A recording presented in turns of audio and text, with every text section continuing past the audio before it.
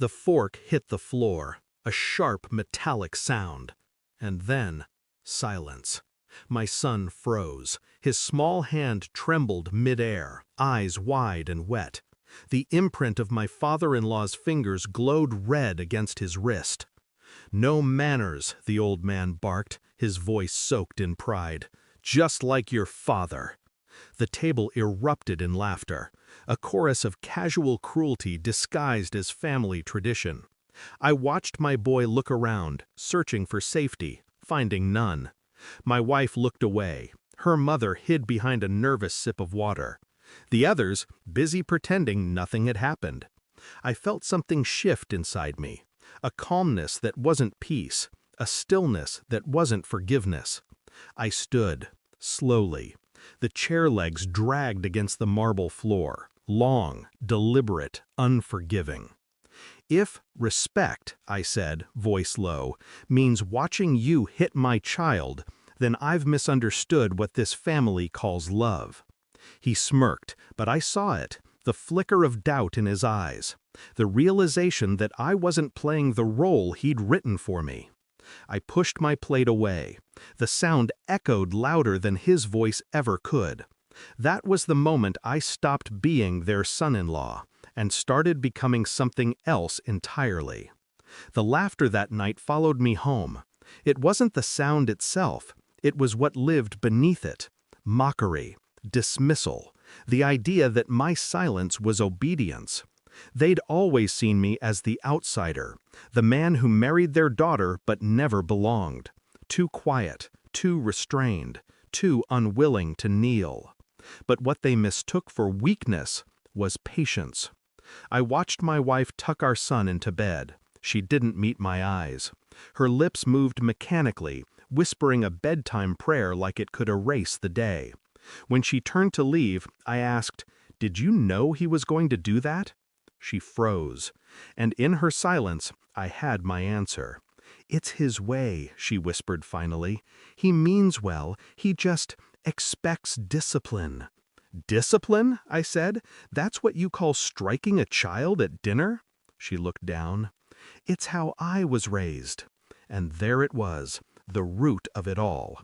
The infection passed down from one generation to the next, disguised as tradition. She went to bed. I stayed awake, replaying the moment over and over until it became something else, a plan. Over the next few days, I watched, quietly.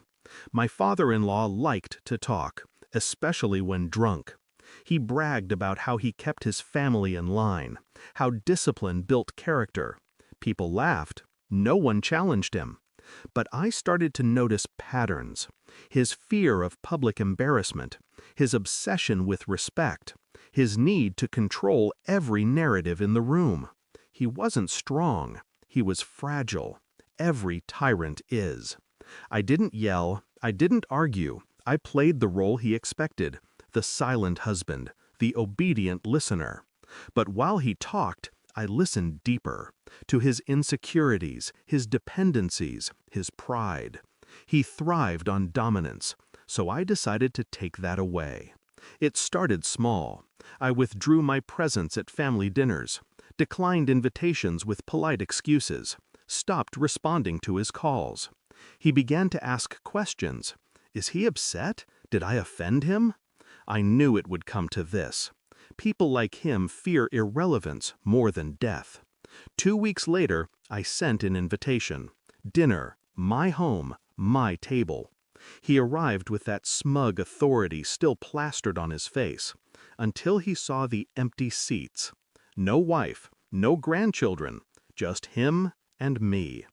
He laughed awkwardly. They couldn't make it? No, I said. They didn't want to. His smile faltered. Excuse me? I poured wine. Let the silence breathe between us. You taught her well, I said. Obedience, fear, silence. She almost passed it to our son. Almost. His jaw tightened. Watch your tone. I am watching, I said. I'm watching you realize what you've lost. He shifted uncomfortably. Lost? What are you talking about? I leaned forward, my voice cold and slow. I've moved them out. New home, new number, no contact. You won't see them again. His face went pale. You can't do that. I just did. He slammed his hand on the table. The sound was loud, but hollow. You think you're protecting them, he spat. You're destroying the family. No, I said quietly. I'm ending your version of it. That was the last time I saw him. He called for weeks, then stopped. His daughter didn't answer. His grandson forgot his voice. The silence he'd forced into everyone else finally found him. Some nights I still hear the fork hit the floor in my dreams. But now, when it does, I let it. Because that sound became my awakening. People say revenge is fire. They're wrong. It's ice, and it burns slower. Respect doesn't come from silence. It begins the moment you break it.